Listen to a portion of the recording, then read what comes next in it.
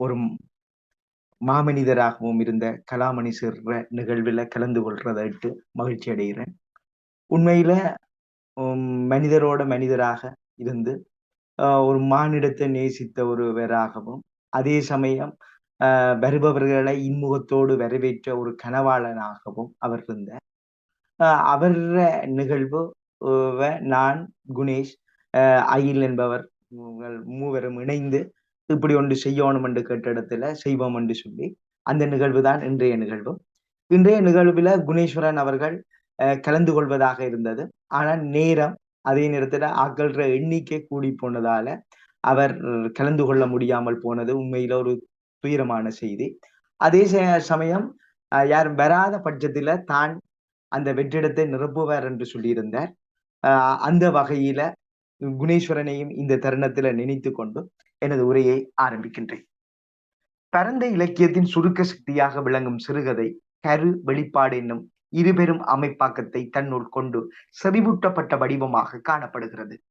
சக்தி வாய்ந்த செய்திகளை சிறுகதை ஒரு மனிதனை ஒரு தளத்தில் இருந்து இன்னொரு உலகத்துக்கு அழைத்து செல்கிறது. மையப்புள்ளியிலிருந்து கிளந்தெழும் இச்சிறுகதைகள் மனிதன் எதிர்கொள்ளும் நிகழ்காலத்தையும் களத்தனையும் சமுதாய சிக்கல்களையும் வெளிப்படுத்தி நிற்கின்றன. கருத்தியலின் வெளிப்பாடாக அமையும் கதைகள் பண்பாட்டின் வேர்களிலிருந்து கிளைகின்றன. மனித வாழ்வின் அடையாளங்கள், ஆழமான உணர்வுகள், குறிப்பிட்ட சம்பவங்கள் அதன் சாரமாகவும் இயக்கமாகவும் அமைகின்றன. மனிதனை சுற்றியுள்ள உலகம் எழுப்பும் உள்ளத்துணர்வுகளின் வெளிப்பாடாக எழுத்துருவம் நயத்துடன் கூடிய கலையுணர்வால் அழகு பெற்று இலக்கியமாக பரிணமிக்கின்றது. பொதுவான இலட்சியத்தை அடைய கூட்டுறவாக செயற்படும் பகுத்தறிவுள்ள மக்களின் நிலையான ஒழுக்க நியதைக்குள் உட்பட்ட பிணைப்புத்தான் சமூகம் என்கின்றார் தாமஸ் அக்வினாஸ். அவ்வகையில் கலாமணி அவர்கள் சிறந்த சிறுகதைகளை தந்த ஒருவராக காணப்படுகிறார். மனிதனுக்கும் அவன் தந்த சமூகத்துக்கும் இடையிலான மையத்திலிருந்து கிளந்தெழும் சிறுகதைகள் அவருடைய சிறுகதைகள். அரசியல் பொருளாதாரத்தை தளத்தில் நின்று அதிகாரம் பெறாத சாதி இனம் சார்ந்த உட்புப்பின் நுட்பங்களை கொண்டனவாக இச்சிறுகதைகள் அமைக்கப்படுகின்றன. கலை குறித்த பதிவாகவும் அதே சமயம் மக்களின் வாழ்வோடு நெருங்கிய தொடர்புடையதாகவும் இச்சிறுகதைகள் காணப்படுகின்றன. தெய்வத்தின் சடங்குகள், நம்பிக்கைகள், பலிகள் முதலான பண்பாட்டு நிகழ்வுகளின் தனித்தன்மையை இச்சிறுகதைகள் பறைசாற்றுகின்றன.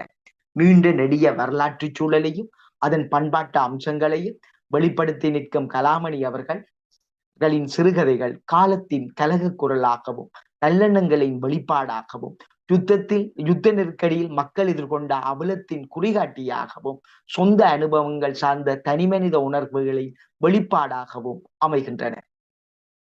தனிமனித வாழ்க்கை மாற்றத்தையும் சமூகத்தையும் யதார்த்த பூர்வமாக சித்தரிக்கும் கலாமணியின் சிறுகதைகள் புற உலக உண்மையை புலப்படுத்தும் உரைக்கல்லாகவும் விளங்குகின்றன. வாழ்வின் ஒவ்வொரு தருணத்தையும் அது நிகழ்த்தும் தரிசனத்தையும் அதன் உணர்வு நிலையில் நின்று புலப்படுத்தியவர் கலாமணி. உள்ளத்தின் மைய ஓட்டத்தில் கிளந்தெழும் ஆறாத அன்பை, அழுது தீர்க்க முடியாத மன இருளின் துயரை, அன்பின் பிரவாகத்தை, மனதில் பொங்கி எழும் கருணையை தன் எழுத்தில் வடித்துக் கொண்டவர். முதன்மையான இயல்புவாத தன்மைக்கூடாக இவருடைய சிறுகதைகள் யாழ்ப்பாண மண்ணுக்கே உரிய அழகியலாகவும் பரிணமித்தன. புலன்களுக்கு அகப்படும் உலகை, அதன் உச்சகட்ட உணர்ச்சிகளை, நெகிழ்ச்சிகளை கராரான யதார்த்தவாத புனைவுகளுக்கூடாக வெளிப்படுத்தியவர் கலாமணி அவர்கள். 2000 ஆண்டு இவரது எனது நாட்களின் கணங்கள் நமது வாழ்க்கை என்னும் சிறுகதை தொகுப்பு வடக்கு கிழக்கு மாகாண கல்வி பண்பாட்டு அலுவலர்கள் விளையாட்டுத்துறை அமைச்சினால் சிறந்த நூலுக்கான விருது வழங்கி கௌரவிக்கப்பட்டது. இந்நூலுக்கான முகவுரையை பேராசிரியர் தில்லநாதன் அவர்கள் எழுதியிருந்தார். இந்த சிறுகதை ஒரு மனிதாபிமானியின் தரிசனம் தொடக்கம் நாட்கள் கணங்கள் ஈறாக 10 சிறுகதைகளை உள்ளடக்கி வெளிவந்த சிறுகதை தொகுதியாகும். இதை அடுத்து அவருடைய 2வது தொகுதியாக பாட்டு திறத்தாலே என்னும் சிறுகதை தொகுப்பு வெளிவந்தது. மிகவும் நுட்பமான மனித உணர்வுகளை அத்தொகுப்பினூடாக வெளிப்படுத்தி இருந்தார். கிராமம் சார்ந்த சூழலும் உறவுகளின் முக்கியத்துவமும் உறவுகளால் ஏற்படுகின்ற வலிகளும் துன்பங்களும் அச்சிறுகதை முழுவதும் நிறைந்தே காணப்பட்டன. பாட்டு திறத்தாலே தொடங்கி பாலித்திட வேண்டும் அம்மா வரை 10 சிறுகதைகளை உள்ளடக்கி இத்தொகுப்பு வெளிவந்திருந்ததும் இங்கு நினைவு கூறத்தக்கது. மூன்றாவது தொகுப்பாக அம்மாவின் உலகம் என்ற சிறுகதை தொகுப்பு வெளிவந்திருந்தது. அம்மாவின் உலகத்திலிருந்து மனிதர்கள் வரை 8 சிறுகதைகளை உள்ளடக்கி இத்தொகுப்பு வெளிவந்திருந்தது. முழுக்க முழுக்க உறவுகளின் பரிபாஷைகளையும் உணர்வுகளையும் வெளிப்படுத்திய தொகுப்பாக அத்தொகுப்பு காணப்பட்டது. அதே சமயம் உறவுகளுக்குள் உள்ள நெகிழ்ச்சி தன்மையை, மென்மையான உணர்வுகளை, அந்யோன்யமான வாழ்க்கை சூழலை அந்த சிறுகதை தொகுப்பில் அவர் காட்டியிருந்ததும் இங்கு குறிப்பிடத்தக்கது. இறுதியாக அவருடைய 4வது தொகுப்பாக அரண் என்ற தொகுப்பு வெளிவந்திருந்தது. இந்த தொகுப்பு மிகுந்த சிரமத்தின் மத்தியில் வெளிவந்த தொகுப்பாகும். தந்தைக்கு மகனாற்றும் நன்றி கடனுக்காக பரணி அவர்கள் இந்த தொகுப்பை தந்தை உயிரோடு இருக்கும் காலத்திலேயே கொண்டு வரப்பட வேண்டும், அது அவருடைய பெயரை சொல்லும் தொகுப்பாக அமைய வேண்டும் என்பதற்கு அவர் எடுத்த சிரத்தையை நான் இங்கு நினைவு கூர்கிறேன். அரண் என்னும் தொகுப்பு இன்னும் வர காணேனே என்பதில் இருந்து அம்மாவின் பட்டுச்சேலை ஈராக 8 சிறுகதைகளை உள்ளடக்கி வெளிவந்த தொகுப்பாகும். காலச்சூழல்களையும் யுத்தத்தின் நெருக்கடிகளையும் யுத்த நெருக்கடி நேரத்தில் நிகழ்ந்த நிகழ்வுகளையும் ஏலவே கூறியதன் மாதிரி உறவுகளுக்கு இடையிலான மென்மையான உணர்வுகள் முதலானவற்றையும் அந்த சிறுகதை தொகுப்பில் அவர் வெளிக்கொண்டு வந்திருந்தார் என்பதையும் இத்தருணத்தில் நினைவு கூறுகிறேன். அக அடுக்குகளின் பிரதிபலிப்பாக விளங்கும் கலாமணி அவர்களின் சிறுகதைகள் துலக்கமும் தெளிவும் கொண்டவை, கலாபூர்வமான காட்சி படிமங்கள் கூடாக கற்றுருபவை, ஆழமான கருத்து செறிவு கொண்ட இச்சிறுகதைகள் கால ஊட்டத்தில் மனிதர்களையும் அவர்களிடத்தில் காணப்படும் நிகழ்சார் மாற்றங்களையும் சித்தரிக்கின்றன. 1974 முதல் சிறுகதை எழுத ஆரம்பித்து 35 ஆண்டுகளில் 38 மேற்பட்ட சிறுகதைகளை எழுதியுள்ள கலாமணி அவர்களின் முதலாவது சிறுகதை தொகுப்பு நாட்கள் கணங்கள் நமது வாழ்க்கை என்பதாகும். விதந்து பேசப்பட்ட படைப்புகள் என்ற தலைப்பில் தில்லைநாதன் அவர்களின் முன்னுரை அத்தொகுப்புக்கு செறிவாகவும் காணப்பட்டது. மனித உறவுகளையும் அவர்களின் வாழ்நிலைகளை திட்பமாகவும் நுட்பமாகவும் இத்தொகுப்பு எடுத்துரைத்தது. மனிதநேயம் மிக்க கதைகளை கலாமணி சார் அவர்கள் எழுதியிருந்தார். இன்றைய வாழ்க்கை சூழலில் மனிதநேயத்தின் முக்கியத்துவத்தை அறிய அவருடைய கதைகளை கட்டாயம் யாவரும் வாசித்தே அறிய வேண்டும். ஈனமற்ற இந்த உலகில் மனிதநேயத்தின் முக்கியத்துவம் அவருடைய கதைகளில் சிறந்து ஓங்கி காணப்படுகிறது. இன்றைய வாக்கிய நிலையை கருத்தில் கொண்டு அறத்தின் பாற்பட்ட கட்டமைப்பு லட்சிய படைப்புகள் கற்பனையற்ற ஆழமான அனுபவங்களை சார்ந்து உருவாகிறது. இப்படைப்புகள் அழகியல் தன்மை மற்றும் ரசனை குறிப்புகளை அபூர்வமாகவே வெளிப்படுத்த வல்லவை. நல்ல தரமான படைப்புகளால் சமூக மாற்றம் உண்டாக்கும் என்பதில் ஆழமான நம்பிக்கை கொண்டிருந்த கலாமணி அவர்கள் இன்றைய சமுதாய வாழ்வுக்கு தேவையான கருணை, இரக்கம், அன்பு, நேர்மை, மனிதாபிமானம் முதலான குணப்பண்புகளை அடிப்படையாக கொண்ட லட்சிய பாத்திரங்களை உருவாக்கினார். உயர்ந்த எண்ணங்களை வெளிப்படுத்தும் வகையில் அமையும் கலாமணியின் சிறுகதைகள் உன்னத பாத்திரங்களால் மேனிலை பெறுகின்றன. ஒரு மனிதாபிமானியின் தரிசனம் என்ற சிறுகதையில் சந்தையில் வியாபாரம் செய்யும் தெய்வான கிளவிக்கு உதவ போய் வருமானத்தை இழக்கும் நடத்துனரின் வாழ்க்கை தரிசனத்தை நுட்பமாக அதில் புலப்படுத்தி இருந்தார். தொழில் என்பது வெறுமனே வருமானத்தை பெறுவதற்காக நடத்தப்படும் ஒன்றல்ல, மகத்தான மக்கள் சேவையுடன் தொடர்புடையது. சின்னத்தம்பி மாணிக்கத்தின் இச்சிறுகதையில் சின்னத்தம்பி மாணிக்கத்தின் தொழில் தர்மமும் மன திருப்தியும் உயர்ந்த லட்சியத்தின் தார்மீக வெளிப்பாடாக அமைகிறது. தனித்து வாழும் வீட்டில் பேச்சு துணையாக வாய்க்கும் பொண்ணுக்குச்சியின் சொல்லை மீறி வீட்டில் வளரும் பூனைக்குட்டியின் மீது அன்பு கொண்ட ஒரு பெண்மணியின் கதையே நீர்மையாகும். பூனையை விரட்டுவதற்காக பொண்ணுக்குச்சி எடுக்கும் அத்தனை முயற்சிகளும் தோல்வியடைகின்றன. ஈற்றில் உயிர்களிடத்தில் பெண்கள் கொண்டிருக்கும் இயல்பான அன்பு பூனையை காத்து நிற்கிறது. தன்னலமற்ற விசுவாசமும் வாயில்லா ஜீவன் மேல் கொண்டுள்ள பரிபூரண அக்கறையும் இச்சிறுகதையில் திருத்தமான அறிவின் பாட்பட்டு வெளிப்படுத்தி இருந்தார் கலாமணி சார் அவர்கள். ஷாதி குறித்து கலாமணி சார் அவர்கள் மிகவும் பல்வேறு சிறுகதைகளை எழுதியிருந்தார். ஆனால் டேனியல், டெனியான் முதலானவர்களுடைய சிறுகதைகளில் உள்ள சாதி, உணர்வு, மேல்தட்டு வர்க்கத்தினுடைய தீண்டத்தகாத ஈனச் செயல்களை புடம் போட்டு காட்ட, அந்த அதே சமயம் சாதியின் ஏற்றத்தாழ்வுகளால் ஏற்படும் அவமானங்களை தாங்கிக் கொண்டு இறுக்கமான சாதி அமைப்பு நிறைவேறாமல் இறுக்கமான சாதி அமைப்புக்குள் இருக்கின்ற மென்மையான உணர்வுகளுக்கு ஊடாக கதை சொல்லுகின்ற ஒரு முதன்மையான முதன்மைவாதியாக கலாமணி அவர்கள் காணப்பட்டார். அதாவது சாதியால புண்படுத்தப்படுகின்ற வேதனைக்கூடாக ஒரு மனவ உணர்வின் வெளிப்பாட்டின் ஊடாக அவர் தன்னுடைய கதைகளை பதிவு செய்திருந்தார். இனத்தனமான செயல்களை செய்து வெள்ளாளர் இப்படித்தான் என்று சொல்லி ஏனைய சிறுகதை ஆசிரியர்கள் காட்ட, ஈழத்தில் ஒரு மனிதன் எவ்வளவு வேதனைகளை இந்த சாதியின் இழிவினால் தாங்க முடியுமோ அவ்வளவு வேதனைகளையும் சகித்து கொண்டு வாழும் பொழுது ஏற்படுகின்ற அந்த வெம்பல் வாசிப்பவனின் மனத்தினை உருக்கவல்ல வகையில் அமைந்திருக்கும். அந்த வகையில் சாதியின் பற்றி எழுதிய கலாமணி அவர்களின் சிறுகதைகள் மிகவும் உயர்ந்தோங்கி நிற்கின்றன. சாதி ஏற்றத்தாழ்வையும் அதனால் ஏற்படும் அவலங்களையும் சித்தரிக்கும் கலாமணியின் சிறுகதைகள் இறுக்கமான சாதி அமைப்பால் நிறைவேறாமல் போன காதலை மின்னுணர்வு தளத்திலும் பதிவு செய்திருக்கின்றன. கல்வியால் உயர்ந்து நிற்கும் புறக்கணிக்கப்பட்ட விளிம்பு மாந்தர்களின் வாழ்வை கதை சொல்லியின் மனோநிலை கூடாக கொண்டு வரும் கதவு என்னும் சிறுகதை சாதியத்தால் ஏற்றத்தாழ்வுகள் கைகூடாத காதலை பேசி நிற்கிறது. சாதியின் பேரையும் சுட்டாமல் கதை சொல்லியின் மனங்களைப்பு கூடாக சமூக ஒடுக்குமுறையை பேசும் இச்சிறுகதை சாதிய விடுதலை குறித்தும் பொது மேடையில் பேசும் உயர்குடி பெருந்தலைகளின் நிஜ வாழ்வில் போலி வேடதாரிகளாக இருப்பதையும் எடுத்துரைக்கிறது. இச்சிறுகதையில் இடம்பெறும் சிங்கள தம்பதியினர் மனதால் வாழ்வால் ஒன்றிணைந்து இறுதி காலம் வரையும் அன்போடும் பண்போடும் வாழ்கின்றனர். இறுக்கமான சமூக கட்டமைப்பில் சாதியத்தை உடைத்துக் கொண்டு வெளியேற முடியாமல் துர்ப்பாக்கியசாலியின் மனோநிலையை மென்னுணர்வு தளத்தில் வெளிப்படுத்தும் இச்சிறுகதை அதிகாரத்துக்கு எதிரான விமர்சனத்தின் ஒரு கலகு குரலாகவே ஒலிக்கிறது.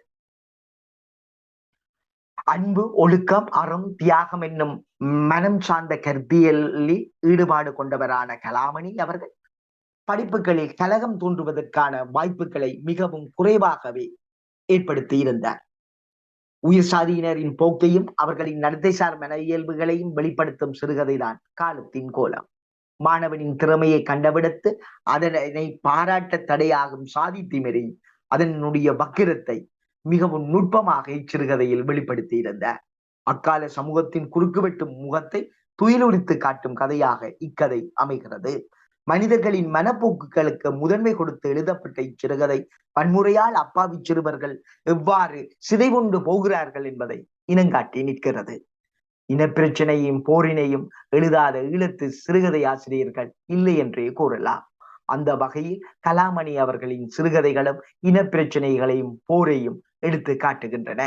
இலங்கை அரசுக்கும் தமிழீழ விடுதலை இயக்கத்துக்கும் இடையில் நடைபெற்ற போர் யாழ்ப்பாண மக்களின் இயல்பு வாழ்க்கையை உருத்தெரியாமல் சிதைத்தது. அல்லுண்ட நகரத்தில் வாழ வழியற்று ஏதிலியால் மக்கள் உயிரை கையில் பிடித்தபடி வலியோடும் மரண ஊலங்களோடும் வாழ்க்கையை கடந்து முடித்தனர்.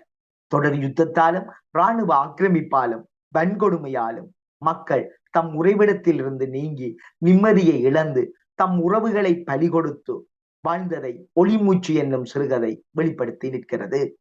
மனைவி துளசியுடன் ஊமை பையனுடன் கைக்குழந்தையை தூக்கி கொண்டு கோயிலுக்கு இடம்பெயர்ந்த ஒருவன் அங்குள்ள நடந்த செல் தாக்குதலில் தன் வாய் பேசாத மகனை தொலைத்துவிட்டு வீட்டு பங்கருக்குள் தஞ்சமடைகிறான். இராணுவம் சுற்றி வளைக்கிறது. இராணுவ ஆக்கிரமிப்பில் இருந்து தப்பிக்கொள்வதற்கு பங்கருக்குள் இருந்த குழந்தையின் வாய்க்கு பதிலாக மூக்கை மூட குழந்தை இறந்து விடுகிறது. இரு குழந்தைகளை பலி கொடுத்த அப்பாவி ஒருவனின் வாழ்வை, அக்கால நிகழ்வின் குரூரத்தை இச்சிறுகதை சித்தரித்து காட்டுகிறது. உண்மையில இவ்வாறான ஒரு சம்பவம் நடந்திருக்குமா என்றால், நடந்த சம்பவங்களை வைத்தே கலாமணி சார் அவர்கள் பல்வேறு கதைகளை படைத்திருக்கின்றார். இந்த சம்பவங்கள் எமது வாழ்வில் தொடர்ந்த ஒன்று. அந்த தொடர்ந்த ஒரு காட்சியின் ஒரு பதிவாகவே இச்சம்பவம் இச்சிறுகதையில் எடுத்து காட்டப்படுகிறது. கடந்த கால அவல வாழ்வுக்கு முகம் கொடுத்து யாழ்ப்பாண மக்களின் மன அவசங்களை வெளிப்படுத்தும் சிறுகதைகள் பல வெளிவந்திருந்தன. அந்த வகையில் இந்த சிறுகதை மிக முக்கியமான சிறுகதையாக காணப்படுகிறது. பங்கர் தொகுப்பு என்னும் ஒரு தொகுப்பினை வெற்றி செல்வி அவர்கள் கொண்டு வந்திருந்த அந்த தொகுப்பு பல்வேறு பங்கர் தொடர்பான விஷயங்களை எடுத்துரைக்க, பங்கருக்குள் சென்று இறந்த பல்வேறு மனிதர்களை அந்த சிறுகதை தொகுப்பில் அவர் கொண்டு வந்திருந்த அதே போல் ஒளிமூச்சும் மிக முக்கியமான ஒரு சிறுகதையாக அறியப்படுகிறது. கடந்த கால அவல வாழ்வுக்கு மோங்கொடுத்த யாழ்ப்பாண மனிதனின் மன அவசங்களை வெளிப்படுத்தும் சிறுகதையே நாட்கள் காலங்கள் நமது வாழ்க்கைகளாகும். வடமராட்சியிலிருந்து யாழ்ப்பாணத்தில் உள்ள பாடசாலைக்கு கல்வி கற்பிப்பதற்காக அடையாள அட்டையின்றி வரும் ஆசிரியர் அபாயம் நிறைந்த ஒரு இராணுவ சூழலில் அகப்பட்டு மன அவஸ்தையுடன் வீடு திரும்ப முனைகையில் அவர் எதிர்கொள்ளும் ஆபத்தான தருணங்களை, மக்கள் எதிர்நோக்கிய அழிவுகளை இச்சிறுகதை எடுத்துரைக்கிறது. ஆசிரியருக்கு உதவ போய் செல்லடிக்குள் அகப்பட்டு கொள்ளும் பக்ராட்டியஸ் பாத்திரம் உணர்வு பூர்வமாக வெளிப்படுகிறது. போர் தந்தை தாயை பயங்கரவாதி என விழுங்க அனாதையாக வாழும் ஏழை சிறுவன் பக்ராட்ரியஸ் இறை நம்பிக்கை கொண்டவனாகவும் ஆசிரியரிடத்தில் அன்பு பாராட்டும் ஒருவனாகவும் கதையில் வந்து போகின்றான். இக்கட்டான சூழலில் ஆசிரியரை பஸ் ஏற்றி விட்டு சென்ற சமயத்தில் ஷெல் நாலாபுறமும் சிதறி வடிக்கிறது. வேன் ஒன்றில் ஏறிக்கொண்ட ஆசிரியர் ஷெல்லடிக்குள் அவன் அகப்பட்டு கொண்டானா இல்லையா என்பது தெரியாது. அவனை எண்ணி கவலை கொள்கிறார். அதே சமயம் காசிருந்த போதும் நோயுற்ற தன் குழந்தைக்கு மருந்து வாங்க முடியாத தன் இக்கட்டான சூழ்நிலையை எண்ணி மனம் வருந்துகிறார். இச்சிறுகதையில் ஆசிரியர் எதிர்கொள்ளும் ஒவ்வொரு கணங்களும் அச்சுறுத்தல்களும் நிறைந்த ஆபத்தான தருணங்களைத்தான் கலாமணி அவர்கள் மென்மையான தன்னுடைய வார்த்தைகளுக்குள்ளாக ஒரு காவியமாக பதிவு செய்கிறார். துயரத்தில் உழன்று கொண்டிருக்கும் துயர்படும் பாடுகளை கலநீர்த்தியோடு அக்கதை வெளிப்படுத்தி நிற்கிறது. யுத்த காலத்தில் பேரனை இழந்த அன்னம்மா கிழவியின் நிற்கதையான நிலையை விளக்கும் கதையாக அவலம் அமைகிறது. மனித இயல்பு வாழ்க்கையை போராட்டம் எவ்வாறு சிதைத்தது என்பதை இச்சிறுகதை விளக்கி நிற்கிறது. உண்மையில நாட்கள் காலங்கள் நமது வாழ்க்கைகள் என்ற சிறுகதை பேட்ரிக்ஸுக்கு அவர் வரக்குள்ள நடந்த ஒரு சம்பவத்தை வச்சுக்கொண்டு எழுதப்பட்ட சிறுகதையாக நான் அறிகிறேன். அந்த நேரத்துல பேட்ரிக்ஸ்ல அவர் கற்பித்துக் கொண்டிருக்கும் காலப்பகுதியில 1989 நானும் அதுல கல்வி கற்றினான் என்பதையும் இத்தருணத்தில் நினைவூட்டிக் கொள்கிறேன். 13/1/2018 உதயன் பத்திரிகையில் வெளிவந்து முற்றிலும் வித்தியாசமான ஒரு சிறுகதையை தீதும் நன்றுமாகும். இராணுவ தலைமையகத்துக்கு தொடர்ச்சியாக வந்த சங்கீத மொழிகளினை கண்டறிவதில் ஏற்படும் இடர்பாடுகளையும் அதில் பணியாற்றுவதில் தனிமனிதன் எதிர்கொள்ளும் விளைவுகளையும் பேசுவதே தீதும் நன்றும் சிறுகதையாகும். எதிரிகளின் இராணுவ தலைமையகத்திலிருந்து தொடர்ச்சியாக வந்த சங்கேத மொழியால் கலவரமடைந்த இராணுவ அதிகாரிகள் அதனை இலகுவாக மொழிபெயர்க்க முடியாமல் தடுமாறுகின்றனர். பின் அப்பணியகத்தில் கடமையாற்றும் துருவன் மற்றும் இனியாவின் உதவியை நாடுகின்றனர். கடும் முயற்சிகளுக்கு பின் அவ்விருவரும் எதிரி நாட்டினரால் அனுப்பப்பட்ட அப்பரிபாஷையை கண்டு உணர்ந்து தம் மேலதிகாரிக்கு தெரியப்படுத்துகின்றனர். குறிப்பிட்ட சங்கேத மொழி ஒன்றே தொடர்ச்சியாக எதிரிகளின் இராணுவ தலைமையகத்துக்கு இருந்து வருவதற்கு காரணத்தை ஊகங்கள் வாயிலாக உணர்ந்த துருவன் அதனை காரண காரியங்களோடு தன் மேலதிகாரிக்கு தெரிவிக்கிறார்.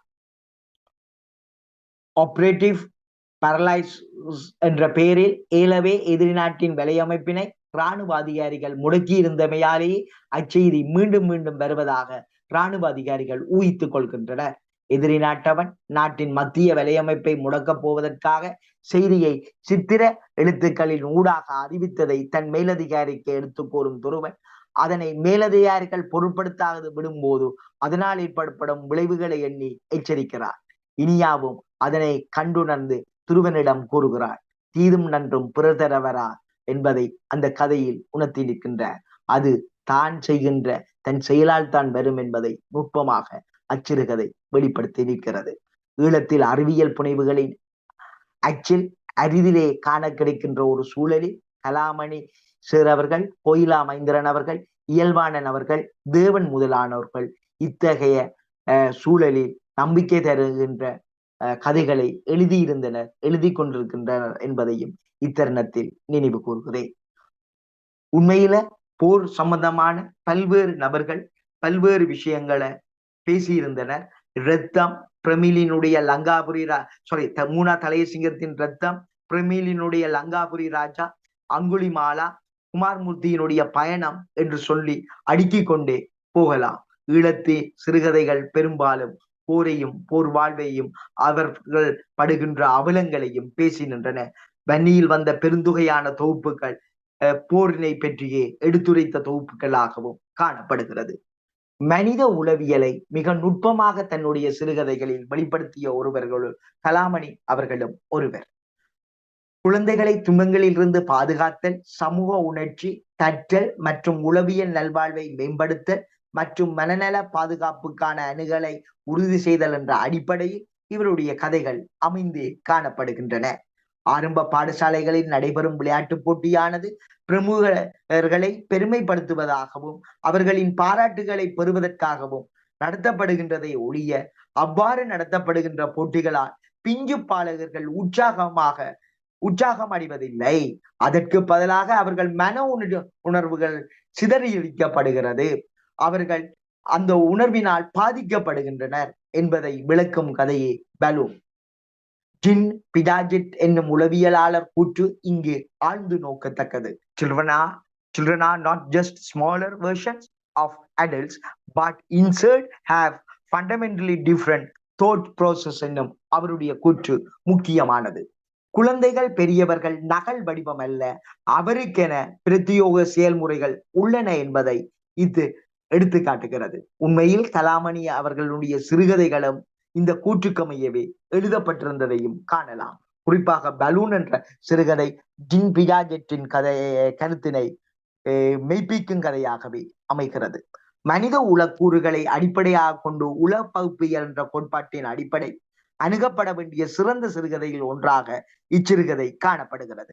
வாழ்வு சூழலால் வளரும் குழந்தைகளின் அறிவு நிலையில் ஏற்படும் பாதிப்பும் பண்பாட்டு முறையால் உருவாகிய வரவுநிலை மாற்றமும் இச்சிறுகதையில் நுட்பமாக எடுத்துரைக்கப்படுகிறது. இலக்கியங்களில் உளவியல் ஆராய்ச்சி என்பது இலக்கிய ஆக்குநரின் ஆளுமை, இலக்கிய உருவாக்க முறைமை, இலக்கிய மாந்தர்களின் ஆளுமை, இலக்கிய வாசகனிடம் செலுத்தும் தாக்கம் என்னும் 4 வகையில் அமையக்கூடியது என ரெனால்ட் வெலாக், ஆஸ்டின் வாரன் முதலியோர் குறிப்பிடுவர். இலக்கியமும் கோட்பாடும் என்ற நூலில் இதனை நன்கு அறிந்து கொள்ளலாம். கலாமணி அவர்களின் உளவியலை கற்பிக்கும் விரிவுரையாளராக இருந்தமையால் அவர் வாழ்வில் கண்ணுற்ற அவர் பாதித்த சம்பவங்கள் கற்பித புனைவுகளுக்கூடாக நிகழ்வழி படைப்புகள் ஆகின்றன. அதாவது உயர்ச்சி வேட்கையின் நிறைவு அனுபவங்களாக கட்டமைக்கப்பட்ட படைப்பாக இச்சிறுகதைகள் உருக்கொள்கிறது. வேட்கைக்கும் அறிவு நிலைக்கும் மனத்துக்கும் இடையிலான போராட்டம் மையச்சிறடாக சிறுகதையில் இளையோடுகிறது. சிறுவரின் உளநிலையை அறியாது பிரயோகிக்கப்படும் வன்முறை சமூக சிக்கலாக உருமாறுகிறது. சிறுகதையில் தனது மாணவர்கள் துன்புறுத்தப்படுகிறார்கள் என்ற ஆசிரியரின் மனநிலை நனவு நிலை சார்ந்தும் வெளிப்படுத்தும் கலாமணி அவர்களின் குழந்தை நடத்தை சார் உட்சிக்கல்கள் சிறுகதைகளில் ஆழ வேரூன்றுகின்றன. இவருடைய பாலித்திருட அம்மா என்னும் சிறுகதை இத்தருணத்தில் மிக முக்கியமான சிறுகதை என்பதை தெரிவித்துக் கொள்கிறேன். ஒரு சிறுவன் தன்னுடைய சக சிறுவனுக்கு, அதாவது சக நண்பனுக்கு செய்த தவறான ஒரு சின்ன செயலினால், அவன் படுகின்ற மன உளைச்சலையும் எடுத்து காட்டுகிறது. உண்மையில் அவருடைய மகனுடைய வாழ்வில் நடந்த ஒரு சம்பவத்தை பின்னணியாக கொண்டு பாலித்திட வேண்டும் அம்மா என்ற சிறுகதையை அவர் எழுதியிருந்தார். மயூரன் என்ற சிறுவன் தவறுதலாக கதவை சாத்தும் பொழுது அவனுடைய நண்பனின் கைவிரல் நசிந்து விடுகிறது. இந்த நசிந்து விடப்பட்ட கைவிரலால ரத்தம் வர பயந்து போய் அந்த சிறுவன் யாருக்குமே சொல்லாமல் இப்படி தவறுதலாக நடந்த விஷயத்தை சொல்லி ஆஸ்பத்திரிக்கு போன பிறகு அவனுக்கு என்ன நடந்ததோ ஏது நடந்ததோ என்று பதறுகின்ற தருணத்தில் தந்தையும் தாயும் கூட தெரியாத நிலையில அதை மறைத்து வைக்கும் பொழுது கடைசியில் ஈற்றில் தாய் ஒரு வழியாக மகனோட கதைத்து மெல்ல மெல்ல அந்த நிலை என்ன என்பதை கண்டடைந்து ஈற்றில இதுதான் அந்த நிலை என்று கூறும் பொழுதோ அதற்கு தீர்வாக ஒரு நேர்த்திக்கடன் வெப்பம் என்று சொல்லி குழந்தையின் மனதில ஒரு நம்பிக்கையை ஊட்டி அதன் பின்னர் விடிவுக்கான தேர்வாக அந்த பொடியனோட தீர்வு கேட்டு என்ன நடந்தது என்று சொல்லும் பொழுதோ இப்ப சுகம் ஒன்றுமே இல்லை, நல்லா இருக்கிறான் என்று தாய் சொன்ன அந்த சொல் உண்மையில கோயிலில் இருந்த கடவுள் தான் சொன்னார் என்று நினைத்து கொண்டு அந்த குடும்பம் சந்தோஷம் அடைந்து கடவுளுக்கான நெத்திக்கடனை வைப்பதாக நினைப்பதோடு அந்த கதை முடிவுக்கு வருகிறது. குழந்தையின் உலசாருக்கு நம்பிக்கை ஊட்டும் விதத்தில் பல்வேறு சிறுகதைகளை அவர் ஆக்கியிருந்ததையும் இத்தருணத்தில் நினைவு கூறுகிறேன். சோசலிச யதார்த்தவாதம் குறித்த பல்வேறு சிறுகதைகளை அவர் தன்னுடைய பரிசோதனை முயற்சியாக எடுத்தாற்றிருந்தார். அதே சமயம் ஆழமான கம்யூனிசம் பற்றிய அறிவு அவரிடத்தில் நிறையவே இருந்தது. உரையாடும் தருணங்களில் இதனை வெளிப்படையாகவும் சில சமயங்களில் கோட்பாட்டு ரீதியாகவும் எடுத்துக்காட்டி கதைப்பதில் கலாமணி சார் ஒரு தனக்கென ஒரு தன்மையை கொண்டிருந்தார். ஜாதி மத கலாச்சார அடையாளங்களற்று சோசலிச யதார்த்தவாத போக்கில் படைக்கப்பட்ட சிறுகதையை யாருக்கு எடுத்துரைப்பேன் என்பதாகும். கடந்த காலத்தில் நாட்டில் நிலவிய குழப்பமான சூழ்நிலையை வியாபாரிகள் பஸ் நடத்துனர்களும் தங்களுக்கு சாதகமாக இவ்வாறு பயன்படுத்தி கொண்டனர் என்பதையும் வைரவ கிளவியின் ஊடாக எடுத்துரைக்கிறார். 4.25 ரூபாய்க்கு விற்கப்பட வேண்டிய சோடாவை 7.5 ரூபாய்க்கு உள்ளூர் கடைகள் விற்பதால் வறுமை கோட்டுக்கு கீழே வாழ்பவர்கள் அதனை வாங்க முடியாமல் நுகர போக முடியாமல் இருக்கின்ற கஷ்டத்தை வைரவி கிழவன் ஊடாக வெளிப்படுத்துகிறார். முதியவர்கள் மதிக்கப்பட வேண்டியவர்கள், ஆனால் இன்றைய சமூகம் அவர்களை எய்த்து பிழைக்கும் சமூகமாகவே காணப்படுகிறது.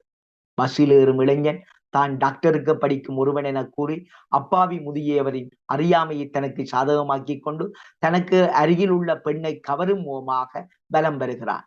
நடத்துனரோ மனிதாபிமானம் சிறிதுமின்றி முதியவரிடம் மரியாதை குறைவாக நடத்துகிறார். வறுமையின் துன்பத்தாலும் மானம் ஒன்றே வாழ்க்கை என்பதை உணர்ந்த முதியவரின் தன்மையை அச்சிறுகதையில் நுட்பமாக வெளிப்படுத்துகிறார். வைரவி கிழவன் தன் பேரனோடு பயணம் செய்யும் அந்த இடைவெளியில் இறங்கி விடுகிறான். இதுவே கதையின் உச்சநிலை. எதிர்பாராத வகையில் உணர்ச்சி கொந்தளிப்பின் சங்கமத்தில் இந்த கதை முடிவடைகிறது. அவன் இறங்கும் பொழுது மனதில் தாழ முடியாத துக்கத்தோடு சிறுகதையின் உச்சத்தை கண்டு வியந்தபடி நாமும் வெளிவருகிறோம். பண்பாடு குறித்தும் கலாமணி சார் அவர்கள் நிறையவே எழுதியிருந்தார். அவருடைய கட்டுரைகளிலும் அவருடைய கவிதைகளிலும் பண்பாடு முக்கிய ஒன்றாக காணப்படுகிறது. சாதாரண மக்களால் வணங்கப்பட்ட சிறு தெய்வமான அண்ணன்மார் மேலாதிக்க சக்திகளாலும் குருக்களாலும் ஒதுக்கப்பட்டு அபிஷேகமின்றி போஷிக்கப்படாமல் இருப்பதைக் கண்டு மனம் நொந்து தனக்குள் புழுங்கி எதிர்க்க வகையற்று ஒரு கையறு நிலையில் ஒருவனின் மனக்குமுறலாக வெளிப்படும் கதையே வல்லமை தாராயும். வல்லான் பக்ததை நியாயம் என எண்ணி வாழும் சமூக கட்டமைப்பு தவிர்க்கப்பட வேண்டும் என்பதை விளக்கும் சிறுகதையாக இது அமைகிறது. குறிப்பிட்ட சமூகத்தினரால் வணங்கப்பட்ட புல்லுக்கிழவனாக அன்னமார் அடையாளம் இழந்து உதிரி தெய்வமாக ஓரங்கட்டப்பட்டதை உண்மை சம்பவங்களின் வாயிலாக இச்சிறுகதை எடுத்துரைக்கிறது. பழைய பண்பாட்டின் எச்ச சொச்சங்களை இல்லாதொழிக்கின்ற நிலையில் காலங்காலமாக கண்ட காட்சிகள் யாவும் மனதில் உடைந்து நொறுங்கி போக பண்பாட்டு அடையாளத்துக்குரிய இறை தொன்மங்களும் ஒழிக்கப்பட்டு மக்கள் வணங்கத்தக்க ஆலயங்கள் பிராமணிய மயப்பட்டு போன நிலையில் அதனை எதிர்க்க துணிவின்றி அல்லலுற்று மனம் விரும்பி குமைந்து கொண்டிருக்கும் மக்களின் அபிலாஷைகளை இச்சிறுகதை உணர்வு பூர்வமாக வெளிப்படுத்தி நிற்கிறது. இச்சிறுகதையில் மிகத்தன்மையற்று வெளிப்படும் புறத்தோற்றத்தின் காட்சிகள் விவரண பாங்கில் இயல்புல காட்சிப்படுத்தப்படுகின்றன. கதை மாந்தர்களும் நிகழ்ச்சிகளும் தவிர்க்க முடியாத கூறுகளாய் ஒன்றிணைந்து கருத்துக்களாலே அவை நிறைக்கப்படுகின்றன. கலாமணி அவர்கள் அக்கினி குஞ்சென்ற சிறுகதையையும் சமய அனுஷ்டானங்கள் காலத்துக்கு காலம் மாறிக்கொண்டு வருவதற்காக எழுதியிருந்தார். ஆலயத்தில் போலி நடைமுறைகளாலும் ஒவ்வாத நடவடிக்கைகளாலும் நிறைந்துள்ள தன்மைகளை விளக்கும் இச்சிறுகதை சமூக நடைமுறைகளை விளக்கி கொண்டு இளைய தலைமுறையினால் ஆலயங்கள் மாற்ற வர வேண்டும் என்பதை எடுத்துரைக்கிறது. ஆலயத்தின் களத்தை அழுத்தமாக மையப்படுத்தி எழுதப்பட்ட இச்சிறுகதை சிவலை அப்புவும் சின்னராஜனும் மண்ணின் மனத்துடன் படைக்கப்பட்ட பாத்திரங்களாக நிற்கின்றனர். வழிபாடுகள், நம்பிக்கைகள், நியாய அநியாயங்கள் கதையின் போக்கில் எடுத்துரைக்கப்படுகின்றன. உண்மையில் இச்சிறுகதை இன்றைய தலைமுறைக்கு கட்டாயம் படிக்க வேண்டிய ஒரு சிறுகதை என்பதையும் இத்தருணத்தில் கூறிக்கொள்கிறேன். கலைகள் பற்றி அவர் தன்னுடைய கதைகளில் பலவற்றில் எழுதியிருந்த ஒரு கலை குடும்பத்தில் பிறந்தவர். கலை குடும்பத்துக்காக கலையை தன் வாழ்வாகவும் உயிர் மூச்சாகவும் நினைத்து வாழ்ந்த ஒருவர். அந்த வகையில் கலைக்குரிய அம்சங்களை நுட்பமாகவும் சொப்பமாகவும் தெளிவாகவும் தன்னுடைய கதைகளில் வெளிக்கொண்டு வந்த ஒருவராக கலாமணி அவர்கள் காணப்படுகிறார். வாழ்ந்த மனிதனின் அடையாளத்தை, வாழ்வின் சாரத்தை வெளிப்படுத்தும் கலாமணி அவர்களின் சிறுகதைகள் வாழ்கின்ற மனிதனுக்கு, வாழப்போகும் மனிதனுக்கும் வழித்துணையாகவும் வழிகாட்டியாகவும் அமைகின்றன. இவரின் பெரும்பாலான சிறுகதைகள் நடந்த வாழ்க்கையின் நிகழ்வுகளை காரண காரியங்களுடன் ஆராய்ந்து கலைத்தன்மையுடன் வெளிப்படுத்துவதாகவே இருக்கின்றன. அவ்வகையில் சங்கீத கலாபூஷணம் வேதாச்சலம் ஐயரை பிரதான பாத்திரமாக கொண்டு எழுதப்பட்ட சிறுகதையே பாட்டு திறத்தாளே இவருடைய மிக சிறந்த சிறுகதைகளில் ஒன்று. சங்கீதமே தன் வாழ்வின் ஆதாரம் என வாழும் வேதாச்சலம் ஐயரின் மகனுக்கும் மகளுக்கும் புலம்பெயர்ந்து கனடாவில் வாழ்ந்தாலும் அவர்களுக்கோ சங்கீத பாட்டின் மேல் ஈடுபாடோ அக்கறையோ கிடையாது. பேரப்பிள்ளைகள் இலங்கை தாய்நாட்டுக்கு வந்திருந்த போது அந்த பிள்ளைகளாவது சங்கீதத்தை ஓரளவு கேட்க வேண்டும் என்ற ஆசையினால் அவர்களுக்கு சங்கீதத்தை கற்றுக் கொடுத்து திருப்தி அடைகிறார் வேதாச்சலம். ஆயினும் கனடா சென்ற பேரப்பிள்ளைகள் அது தேவையில்லாமல் போக மனம் விரும்புகிறார். அச்சமயத்தில் கதை சொல்லியின் முயற்சியால் அவருக்கு சங்கீத கலாபூஷண விருது கிடைக்கிறது.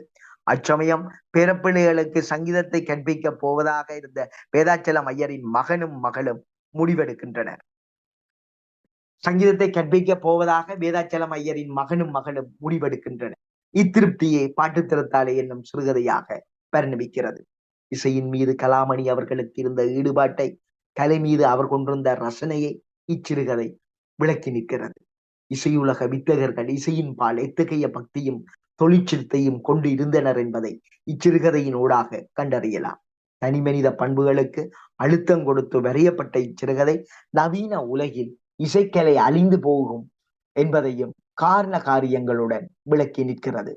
மனித உறவுகளை நுட்பமாக சிறுகதையில் பதிவு செய்த ஒருவராக கலாமணி அவர்கள் காணப்படுகிறார். பண்பாட்டு சீரழிவால் உறவு முறையானது தனது வீரியத்தையும் வீச்சையும் இழந்து வரும் சூழலில் மனித உறவுகளின் உன்னதங்களை, அதன் திரட்சிகளை உயிர்ப்புடன் உணர்வு பூர்வமாக வெளிப்படுத்தியவராக கலாமணி அவர்கள் இருக்கின்றார். ஒழுக்கம் விழுமியம் ஒழுக்கம் விழுமியங்களோடு கூடிய கலாச்சாரம் என சீர்மிய சமூக அமைப்பை, அதன் வெளிப்பாட்டை கட்டுக்கோப்புடன் கதைக்குள் கொண்டு வந்த முதன்மையானவர் கலாமணி என்பேர். கலாமணி அவர்களின் கதைகளில் தாய் செய் உறவு நிலை, உரிமை நிலை, வாழ்க்கை நிலை என்பன பொருள் பொழிந்து இயல்பு நிலையுடனும் அதன் அடையாளத்துடனும் இறைமீட்கப்படுகிறது. பரஸ்பர அன்பு வயப்பட்ட இவ்வுறநிலை அனுபவ நிலைகளில் இருந்து ஊற்றெடுப்பவை. குடும்பத்தை தாங்குபவளாகவும் அதனை காப்பவளாகவும் உறவினர்களை அனுசரித்து நடப்பவளாகவும் இறுதி வரைக்கும் குடும்பத்தின் நன்மைக்காக தன்னை அர்ப்பணித்து வாழ்பவளாகவும் தாய் காணப்படுகிறார். கலாமணியின் சிறுகதைகளில் பல்வேறு நிலைகளில் தாய் வெளிப்படுகிறார். கலாமணி அவர்கள் அம்மாவின் உலகம் என்னும் சிறுகதை தாய் செய் மனோநிலைக்கு ஊடாக அகயதார்த்தத்துக்கு குறைவுபட்டால் நோயுடன் அவஸ்தைப்பட்டு கொண்டு தனது வாழ்வின் இறுதி கணங்களை எதிர்கொள்ளும் தாயையும், உத்தரித்து நொந்தலையும் தாயின் இடர்பாடுகளையும் கண்டு துன்புற்று வாடும் மகனின் உணர்வு நிலைகளை மென்னுணர்வு தளத்தில் இச்சிறுகதையில் பதிவு செய்கிறார். கலை மற்றும் இலக்கியங்களுடனான உறவு நிலை கதையின் பிரிதொரு தளமாகவும் விரிவடைகிறது.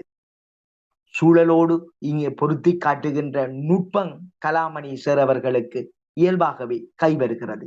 பாசங்களுக்குள்ளும் உணர்வுகளுக்குள்ளும் ஊடாடும் இச்சிறுகதையில் குடும்ப வாழ்வின் புனிதங்களும் கட்டமைக்கப்படுகின்றன. இத்தருணத்தில் எனக்கு வாசுதேவ நாயரின் 4 கட்டு என்னும் நாவல் நினைவுக்கு வருகிறது. உண்மையில் அந்த நாவலே தாய்க்கு மகனுக்காக கஷ்டப்படும் பொழுது தாய் இன்னொருவரோடு சோரம் போவதாக காட்டப்படும். அந்த தருணத்தில் தாயினுடைய நிலை கண்டு மகன் வெம்பி வெதும்பி நிற்கின்ற காட்சியை வாசுதேவர் 4 கட்டு என்னும் நாவலில் மிக நுட்பமாக பதிவு செய்திருந்தார். ஆனால் அதற்கு எதிர்மாறான முறையில் கலாமணி அவர்கள் இந்த சிறுகதையை எடுத்தாண்டிருந்தார்.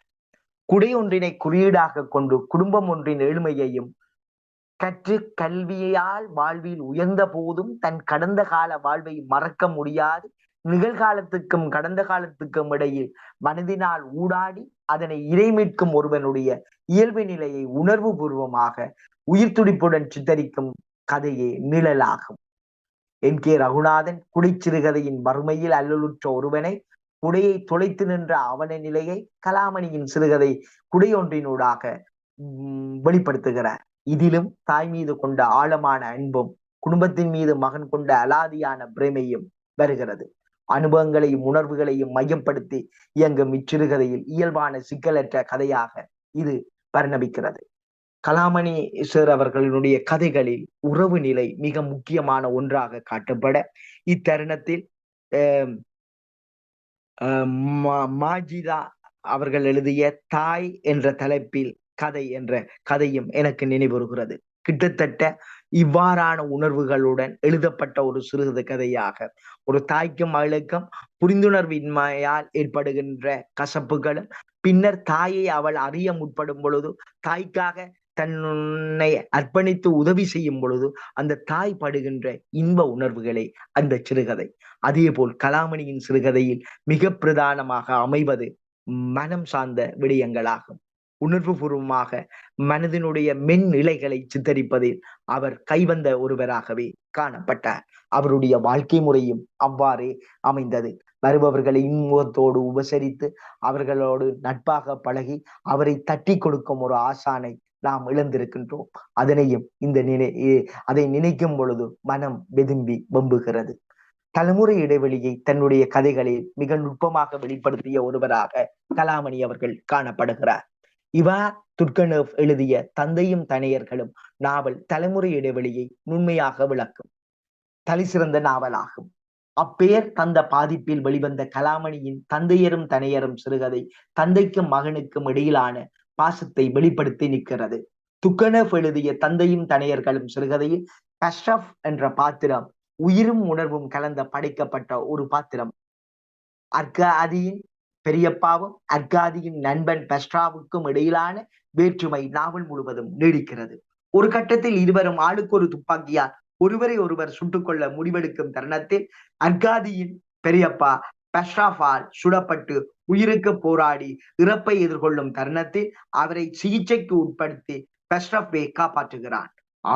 அதன் பின் அவனை புரிந்து கொண்டு அவனை நேருக்கு நேராய் எதிர்கொள்ளும் வேளையில் அவருக்கு ஏற்படும் சங்கடங்களை நாவல் துல்லியமாக வெளிப்படுத்தி நிற்கிறது. அதே தலைமுறை இடைவெளியை கலாமணியின் சிறுகதையும் மின்னணு தளத்தில் வெளிப்படுத்தி நிற்கிறது. புகையிரத வண்டிக்குள் தந்தையின் பரிவுக்கு எங்கும் குழந்தை ஜானின் மனோநிலை அதனை இயல்பு சுபாவத்தின் ஊடாக இந்த சிறுகதையில் நுண்மையாக சித்தரித்திருந்தார் கலாமணி அவர்கள். குடும்பத்துக்காகவும் தன் உறவுகளுக்காகவும் வெளிநாடொன்றில் வேலை பார்க்கும் கதை சொல்லி தன்னோடு கூட இருக்கும் ஒன்றரை வாழும் தனையனின் சிறு சிறு ஆசைகளை கூட நிறைவேற்ற முடியாது ஓவர் டைம் என்று வேலை தளத்தில் தன் காலத்தின் பெரும்பகுதியை கழிக்கின்றார். ஒரு கட்டத்தில் தந்தை தன் மகனுடன் சிறு பொழுதை கழிப்பதற்கு ரயிலில் புறப்பட்டு வருகிறார். அப்போது ஜோனின் குடும்பத்தை சந்திப்பதும் அக்குடும்பத்துக்கு தந்தை உறவு நிலையில் ஏற்படும் மாற்றங்களை தன் மகனை நினைத்து இன்புற்று வீடு வந்து சேருகின்ற நிலையில் ஃபாதர்ஸ் டேயை முன்னிட்டு மகன் தந்தைக்கு உருவாக்கி வைத்திருக்கும் வாழ்த்தட்டையை கண்டு தந்தை புலகாங்கீதம் அடைகிறார். இத்தருணத்தை மையமாக கொண்டு இவரால் எழுதப்பட்ட இந்த சிறுகதை என்றைக்குமே மனதில் நிற்கின்ற ஒன்றாகவே காணப்படுகின்றது. என்வயர் கம்பெனியில் உயர் அதிகாரியான வேலை பார்க்கும் புரூக்கை பிரதான பாத்திரமாக கொண்டு எழுதப்பட்ட புதிதொரு கதை கசிவாகும். உணர்வுக்கு அப்பாற்பட்ட ஆழ்மனம் சகலவிதமான அபிலாஷைகள் எதிர்பார்ப்புகளை புதைத்து வைத்துள்ளது என்பார் சிக்மண்ட் ராய். இதற்கு அமைய பார்க்கப்பட்ட மனிதனே புரூக். ஆஸ்திரேலியாவால் பிளவுபட்ட குடும்பம் ஒன்றில் புரூக் எதிர்கொள்ளும் அனுபவங்கள் அவனை ஒரு முரட்டு மனிதனாக்குகின்றது. அவனுள் ஈரமான ஒரு இதயம் உண்டு என்பதை உண்மையாக உள பின்னணி கூடாக இச்சிறுகதையில் கலாமணி அவர்கள் வெளிக்கொண்டு வந்திருந்தார். நல்ல சூழலில் வளர்க்கப்பட்ட புரூஃபின் கடந்த கால வாழ்வு நுட்பமாக இச்சிறுகதையில் பதிவு செய்யப்படுகிறது. தாய் இருக்கத்தக்கதாகவே தந்தை பிரிதொரு பெண்ணுடன் குடும்பம் நடத்துகிற புரூக்கை சிறிய தாயின் வீட்டுக்கு அழைத்து செல்லும் போது அக்குழந்தைகளும் அவனை அண்ணா என்றே அழைக்கின்றன. இதனை விரும்பாத தாயார் கணவனோடு சண்டை பிடிக்கிறார். இச்சூழலில் வாழ்ந்த புரூக் தொழிலாளர் மீது எரிந்து விடுவதுடன் முகத்தை இறுக்கமாகவும் வைத்துக் கொள்கிறான். பிளவுபட்ட குடும்பத்தில் தனியனாக காலத்தை கழித்து வாழ்ந்தவனின் ஆழ்மனம்தான் அவனது சகலவிதமான பிரச்சனைகளுக்கும் காரணமாக அமைகிறது. தன்னுடன் கூட பிறக்காத தங்கைக்கு குழந்தை பிறந்து கொண்டாட முனைகையில் அவனுடைய அறிவுபூர்வமான ஈகோ விழித்துக் கொள்கிறது. ஈகோ விழிப்புணர்வின் நிலை அது. ஈகோ விழிப்புணர்வின் நிலை அது. மனமின்ப நாட்டமற்றது. அது வாய்மையின் பாற்பட்டது. ஆகையால் குழந்தைக்காக நித்திரை விழித்துவிட்டு வேலைத்தளத்தில் தூங்க முயன்ற கலாவுடன் புரூக்கால் கோபிக்க முடியாமல் போகிறது. புறச்சூழலையும் அகத்தே விளங்கிக் கொண்டு இந்த சிறுகதையை நுட்பமாக படைத்திருக்கிறார் கலாமணி. இதற்கு புரூக்கை மிக நுட்பமாக அந்த கதையில் கொண்டு வந்திருக்கிறார். அன்பு ஆன்மாவுடன் தொடர்புடையது. உள்ளத்தின் ஊற்றிலிருந்து எழுந்து வாழ்வின் வரையறைக்குள் கட்டுண்ட அன்பு மனிதனின் சக மனிதனை கண்டுற உதவுகின்றது என்பதை இச்சிறுகதையில் உணர்த்தியுள்ளார். ஆண் பெண் உறவு விகார மனப்பாங்குடன் நோக்கப்படுகின்ற காலத்தில் சாமுக்கும் கேரனுக்கும் இடையில் பரிணமிக்கும் ஆழமான அன்பின் வெளிப்பாடு எங்கெங்கும் காணிடும். ஆஸ்திரேலியாவை என்பயா கம்பெனியில் வேலை செய்யும் கேரன் யாருடனும் அதிகம் பழகாதவளாக காணப்படுகிறாள். யாவரையும் உதாசீனம் செய்கிறாள். அச்சமயத்தில் சாமுக்கும் கேரனுக்கும் இடையிலான நட்பு தகாத உறவுக்கான சமிச்சையாக நோக்கப்படுகிறது. ஆயினும் மனதில் எவ்வித விகற்பமும் அற்று இருவரும் பழகுகின்றனர். அச்சமயத்தில் சிறுவயதில் கல்வி பயிலும் காலத்தில் ஜோனுடன் ஏற்பட்ட தகாத உறவு தன் வாழ்வை எவ்வாறு சீரழித்தது, அதிலிருந்து மீண்டு வந்து ஸ்ரீவுடன் தன் வாழ்வை பிணித்துக் கொள்ள இருப்பதையும் தன் நண்பன் ஞானசம்பந்தன் என்ற சாமுடன் பார்க்கிறான் கரண். இப்பின்னணியில் எழும் எங்கெங்கு காணினும் என்ற சிறுகதை மனித உறவுகளுக்கு இடையில் ஏற்படும் பரஸ்பர அன்பையும் நெருக்கத்தையும் ஆதார சக்தியாக கொண்டு விளங்குகிறது. கணவன் மனைவி உறவை உன்னதமாகவும் மானசீக வாழ்வாகவும் தம் சிறுகதையில் காட்டியவர் கலாமணி அவர்கள். இவரது கதைகள் பலவற்றில் தாய் செய் உறவு மகத்துவமாக போற்றப்படுகிறது. கதைகளில் வரும் தாய் அன்பு நிறைந்தவளாகவும் தியாகத்தின் திருவுருவமாகவும் படைக்கப்படுகிறாள். தாய்மை உணர்ச்சியை அழகுடன் படம் பிடித்து காட்டுகின்றன இவருடைய பல சிறுகதைகள் என்பதை முன்னரே கூறியிருந்தேன். அவ்வகையில் தாயின் உணர்வுகளை, அதன் உள்ள துடிப்புகளை உயிரோட்டமாக வெளிப்படுத்தும் ஒரு சிறுகதையாக புவனேஸ்வரி சிறுகதை அமைகிறது. பரிய நிலையில் யாரிடமும் உதவி கேட்டு போகாது தன்னிரு பெண்களோடு வாழும் பெண்மணியின் ஆசைகளை, அன்பை வெளிப்படுத்தும் ஒரு சிறுகதையாக இச்சிறுகதை அமைகிறது.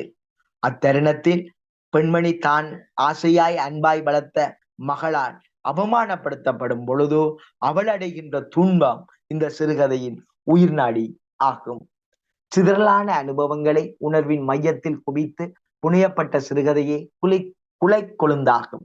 மதிப்பும் மரியாதையுமாக வாழ்ந்த மீனாட்சி டீச்சரின் வாழ்வை, குடும்பத்தில் ஏற்பட்ட தொடர்பு இழப்புகளை எவ்வாறு புரட்டி போட்டது என்பதை விளக்கும் இச்சிறுகதை மனித மனத்தின் உள்ளடுக்குகளை வாழ்வின் அடியாளத்தில் இருந்து விளக்குகிறது. காடையர்களின் மிலேச்சத்தனமான வன்முறையில் அப்பாவியான கணவனை இழந்து ஆட்சி டீச்சர் சற்றும் எதிர்பாராத வகையில் நாட்டுக்காக தன் மகனையும் இழக்கிறார். இதனால் சித்தங்கலங்கி அனாதரவாய் நிற்கும் ஆட்சி டீச்சருக்கு ஒரே ஆறுதல் பேரன் குமார். தனக்கு ஊறி ததும்பும் அன்பை பிறரறியா வண்ணம் மறைத்து கொண்டு கண்டிப்பும் அதிகாரம் மமதையும் கொண்ட சீவனாக வரும் ஆட்சி டீச்சர் தன் ஜீவனையே ஆகுதியாக சொரிந்து பேரனின் நல்வாழ்வை தன் வாழ்வாக கொண்டு வாழ்கிறார். இழப்புகள் தந்த பாடத்தை தன் வாழ்வனுபவங்களாக கொண்ட டீச்சர் தன் மகனை போல பேரனை சீராட்டி பாராட்டி வளர்க்காது கடும் கண்டிப்புடன் வளர்க்கிறார். இதன் காரணமாக ஊராரின் பழிச்சொல்லுக்கு ஆளாகிறார். பேரன் மீது கொண்ட கரிசனத்தையும் பாசத்தையும் சிறுகதை அகவுருவாய் சித்தரிக்கிறது. வாழ்வனுபவங்களுக்கூடாக ஆழப்பதியும் பேத்தியின் படிவம் கதையின் ஈற்றில் அன்பின் உருப்பளிங்காய் துலங்குகிறது. அன்பு, பரிவு, பாதுகாப்புணர்வு, ஒன்றுபட்டு வாழ்வது, சகிப்புத்தன்மை ஆகியவற்றின் உறைவிடத்தை குடும்பம் என்பர். இக்குடும்பத்தை கட்டமைப்பை தன் சிறுகதைகளில் சரிவர பதிவு செய்தவராக கலாமணி அவர்கள் காணப்படுகிறார். மனைவிக்கு கணவன் துணை அவசியம் இல்லாவிட்டாலும் பெண் பிள்ளைக்கு தகப்பனின் துணை பாதுகாப்பு என்பதை மகளின் மன அவசங்களுக்கூடாக வெளிப்படுத்தும் சிறுகதையாக அரண் அமைகிறது. கணவனுக்கும் மனைவிக்கும் இடையிலான பிணக்கினால் விவாகரத்து பெற்றுக்கொண்ட பெண் தன் மகளின் விருப்புக்கமைய கணவனுடன் மீண்டும் சேர்ந்து வாழ முடிவெடுப்பதை மனித மாண்புடன் இச்சிறுகதை உணர்த்தி நிற்கிறது. குழந்தையின் ஆளுமை உருவாக்கத்தில் தாய் தந்தை இருவரின் உயர்ந்த உறவு நிலை எவ்வளவுக்கு எவ்வளவு அவசியம் என்பதை காவேரி என்னும் பாத்திரத்தின் வாயிலாக இச்சிறுகதையில் கலாமணி அவர்கள் உணர்த்தி இருந்ததையும் இங்கு நினைவு கூர்கிறேன். இவரது சிறுகதையில் கதை மாந்தர்கள் மனிதநேய மிக்கவர்களாக வந்து போகின்றனர். வறிய சூழ்நிலையில் தம் நிலையை மீறி உதவும் மனப்பாங்கு கொண்டவர்களாக இவர்கள் படைக்கப்பட்டுள்ளனர். தனக்கு துரோகம் இழைத்தவரிடம் அன்பு செலுத்துபவர்களாக இவர்கள் காணப்படுகின்றனர். எந்த இக்கட்டான சூழலிலும் செய்நன்றி மறவாது இவர்கள் இருக்கின்றனர். தனக்கு தீமையை தவிர நன்மையை நினைக்காத பகைவரிடம் இரக்கம் காட்டுபவர்களாக இவர்கள் வருகின்றனர். மொத்தத்தில் இவருடைய கதை மாந்தர்கள் மனிதநேய மிக்கவர்கள், சமூக முன்னேற்றத்துக்காக பாடுபடுபவர்கள், தேவையான மாற்றங்களை விரும்பி முற்போக்கு சிந்தனையுடன் இயங்கக்கூடிய மனிதர்களை தன்னுடைய சிறுகதையில் படைத்தவராக கலாமணி காணப்படுகிறார். ஆதிக்க சமூகத்துக்குள் கட்டமைக்கப்பட்ட நெறிமுறைகளை உடைத்து சாதி பேதமற்ற ஒரு சமதர்ம சமூகத்தை உருவாக்க வேண்டும் என்பதை தன்னுடைய சிறுகதைகளில் வெளிப்படுத்தி இருந்தார். அதில் அக்கறையும் சிரத்தையும் எடுத்துக்கொண்ட ஒரு மனிதராகவே நான் கலாமணி அவர்களை காண்கிறேன். கழிக்க முடியாத ஒப்பனையற்ற மாந்தர்களை தன்னுடைய கதைகளில் வெளிக்கொண்டு வந்திருந்த கலாமணி அவர்கள் என்றும் போற்றத்தக்கவர். அவர்களுடைய பாத்திரம் சிக்கலான வாழ்க்கைக்கு முகம் கொடுப்பவர் ஆயினும் ஈற்றில் அவர்கள் சந்தோஷமான வாழ்க்கையை அடைகின்றனர். மனித வாழ்வின் சிறு சிறு உணர்வுகளை நுட்பமாக படைக்கும் கலாமணி அவர்கள் தான் நேசித்த தான் வாழ்ந்த உலகை கலாரசனையோடு காட்சிப்படுத்தியவர். கலாமணியின் படைப்புலகம் அறத்தின் பாற்பட்டது, அன்பின் மையத்தில் கட்டுண்டது. ஒடுக்கப்பட்ட சிதைவுகளில் இருந்து எழும் கலாமணியின் தார்மீக குரல் எண்ணங்களை வசீகரிக்கக்கூடியவை. ஆழமான உணர்வின் மையம் கொள்ளும் இச்சிறுகதைகள் மின்னுணர்வு தளத்தில் இயங்குகின்றன. உண்மையில் விதிக்கப்பட்ட உலகில் வாழ்வை எழுதி சென்ற ஒரு மனிதனாக நான் கலாமணி அவர்களை காண்கிறேன். உண்மையில் அவருடைய இழப்பு வேதனையானது, துன்ப துயரை தர வல்லது. என்னை ஆழமாக நேசித்த ஒரு மனிதனை நான் இன்று இழந்து நிற்கின்றேன் என்பதை கண்ணீரோடு சொல்லிக்கொண்டு எனது உரையை நிறைவுக்கு கொண்டு வருகிறேன். நன்றி, வணக்கம்.